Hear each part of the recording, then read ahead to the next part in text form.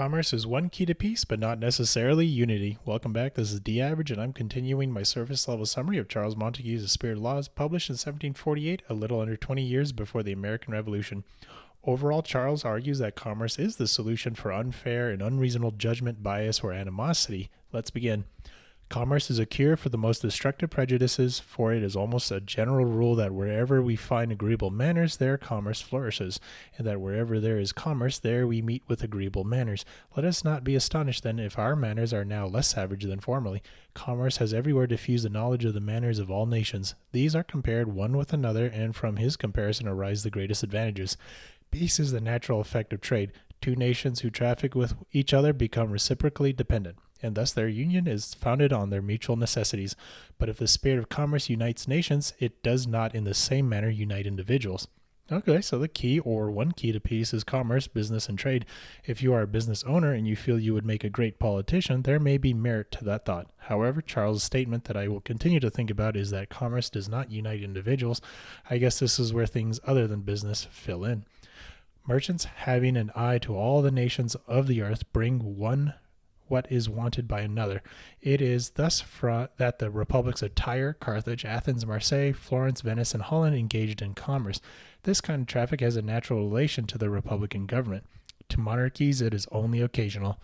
All right, there seems like Charles argues that international commerce is the economic basis of republics, and republics are immensely valuable when compared to other options of monarchies, despots, or oligarchies. So does this mean if you want a successful international commerce, you must have a republic, and vice versa? Moving on. In several kingdoms, laws have been made extremely proper to humble the states that have entered into economical commerce. They have forbidden their importing any merchandise except the product of their respective countries, and have permitted them to traffic only in vessels built in the kingdom to which they brought their commodities. It is necessary that the kingdom which imposes these laws should itself be able easily to engage in commerce, otherwise it will at least be an equal sufferer. So is this a blip of international economic politics? This paragraph makes me imagine how one party could force economic control over another by restricting who or what they trade with.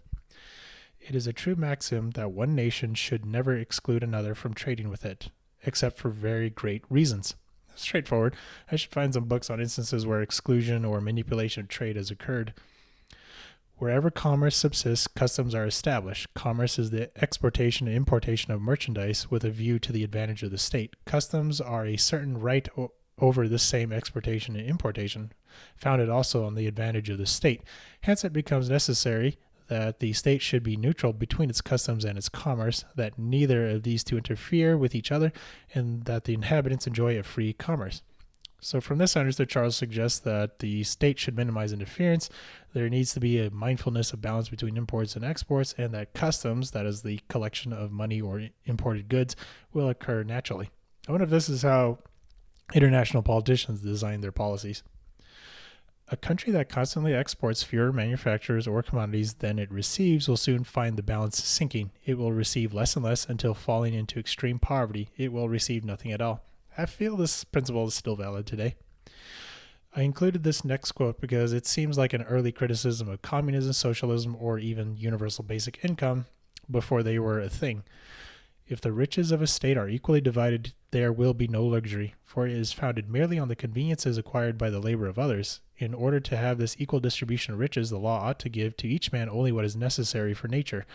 If they exceed these bounds, some will spend and others will acquire, by which means an inequality will be established. So I understood that anywhere near correctly. It's pretty cool. Communist Manifesto was released in 1848. Universal basic income seems also touched here in that only natural needs should be provided for and be limited to that. So interesting stuff, or I misunderstood. So there you have my surface level review of Montesquieu's thoughts on commerce.